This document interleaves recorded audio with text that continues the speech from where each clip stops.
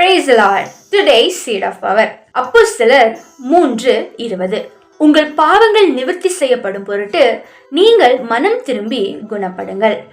பாவத்திற்கு மாறித்து நீதிக்கு பிழைத்திட, பாவத்திற்கு மாறித்து நீதிக்கு பிழைத்திட,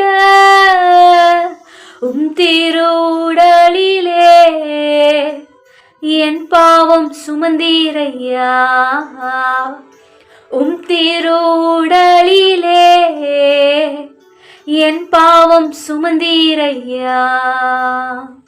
ஆம் நண்பர்களே, கர்த்தராகிய இயேசு கிறிஸ்து நம்முடைய பாவங்களுக்காக அவர் கல்வாரி சிலுவையில தன் சொந்த ரத்தத்தை சிந்தி நம்மை நீதிமான்களாய் மாற்றியிருக்கிறார்.